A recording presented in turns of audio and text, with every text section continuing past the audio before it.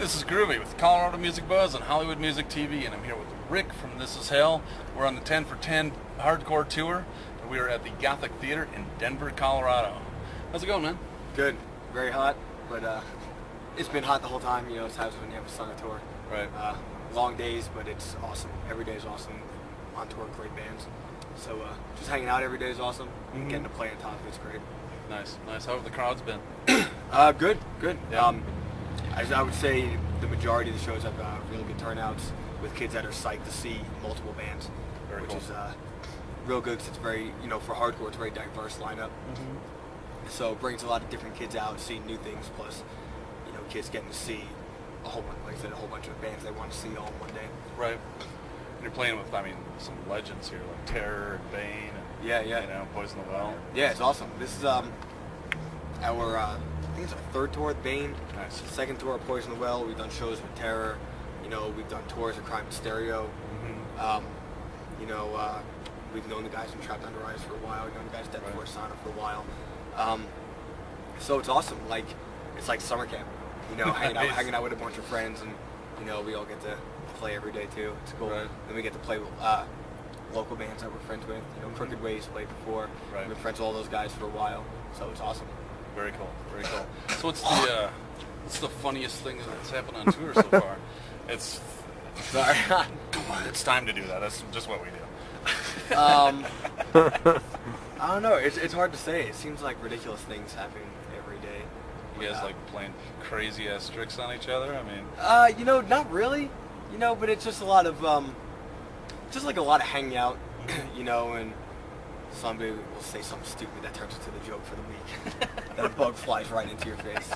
There it is. There's the funniest thing. But it's kind of like that. Nothing like overly specific. Right. But just hanging out, fun things happen. We're there's so many characters on the tour. Right. Everybody in Terror is a character. Everybody in Bane is a character. We have a couple of characters in our band. Everybody in Dead Before Sauna is a character. Right. But it's great. It's like essentially this is the type of tour that I wish every tour we did was like this. Really? And that's even with, not that it's a negative, but it's early load-ins because the size of the tour, the drive is very long, so kids are traveling. Right. Long days because there's 10 bands every day. But it's so worth it because every band is great. Just people who like working the behind the scenes of the tour, awesome. Usually some of this, I don't want to say this size, but this grand of a production. Right. You get people who are working production or crew or whatever, and they kind of take it a little, I hate to say a little too seriously because it is serious, but kind of get the whole I'm big and I'm important, and you get Right. egos on either on band side or production side, whatever, and there's none of that. That's awesome. No one. That is absolutely awesome. Yeah, no one in bands, no one in production. There's no egos. I think everybody is doing it because they love hardcore and they love the summer is the easiest time for people to tour on paper because we have off from school, we'll take our work vacation, but when that happens, every single band goes on tour in the summer. Right. So it makes it harder for the bands that do it all the time to tour. So the fact that we have between 8 and 10 because we have locals sometimes. Sure. Full-time bands touring together, it just makes it that much easier for those bands. So everybody's doing it for the love of That's awesome. hardcore, for the love of their bands, and it comes across. I think like I said, different types of bands. Everybody's friends. Everyone's having a good time. Everyone's helping each other out. Nice. If anyone needs any help, and it's just the true epitome of hardcore. It's Nice. great. Nice. Well, this tour is amazing. The logistics of it are just, it's truly insane. Yeah, we had Madball earlier on the tour, which was a lifelong goal. Check, got the tour with Madball.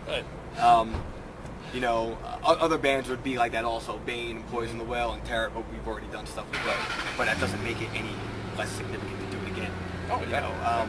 Towards the end, VOD jumps on the tour. Very cool. VOD, in my opinion, greatest long-on hardcore band of all time. Nice. So, Nice. we've done one-offs with them here and there. In fact, to the point that we get to do 3 or 4 shows with them at the end of the tour Right. is awesome. Vision did a couple of shows. Vision, great band. Old school New Jersey hardcore. So it's been awesome. On paper, it looks amazing. and in practice, it's even better, which is so hard. That's hard to happen. Oh yeah, especially something this grandiose. I mean, I don't know, it's just vans and trailers everywhere. There's no friggin' 8,000-foot tour buses here. It's all grinding road. It's funny. We did an off day of the tour. We played just another tour that was going through an area we were driving through, and one of the bands had a huge bus, huge trailer, and it was a decent turnout inside, but like the passion was not there. Right. And personally, I feel like that about a lot of styles of music, underground and not underground.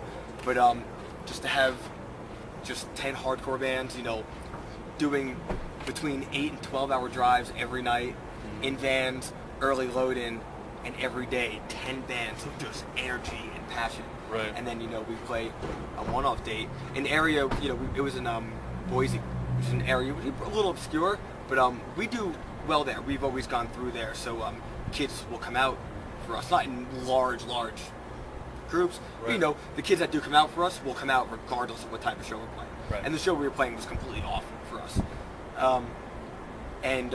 I feel like the only time there was the passion and the energy in the show was when we played. And that's no disrespect to the other bands, right. but and like I said, that was an off day where everybody else was driving. I think had a 13-hour drive and a day off to do it, and we filled in the day. I think we still had an 8-hour drive that day and another 8-hour drive the next day. I said in a van, and then there's the bands in there. There are huge trailers and huge buses and the kind of lackadaisical, and that's just, I'd say in the hardcore scene as a whole, that's not how we do it. No. Everything is on 10 all the time, and every band brings it every day. And, that's why I do this style of music. Right. It's not really in my nature. I feel like any other hardcore kid's nature who's going to do hardcore full time to half-ass anything or to be lackadaisical or something, right. or that should exist. And it's great. Like I said, it's just the epitome of hardcore. Right. It's awesome. Well, you guys, did you just have an album release this spring or something? 7-inch.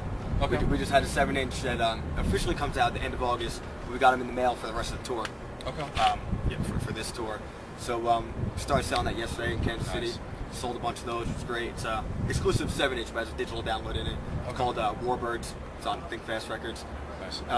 We got those now. Hoping that we'll sell out of them before the end of the tour. So hopefully order more. But we got a nice chunk. Very so cool. we've been playing some songs off of that. Getting psyched on some of the new stuff. It's Nice. been a while since we had a new release since then. I can't wait to hear it tonight, man. Cool. One last question. It's a survey we're taking today. Old school TV show. Old school TV show? Yep. Is it A-Team or Dukes of Hazzard? Oh, A-Team. Yes.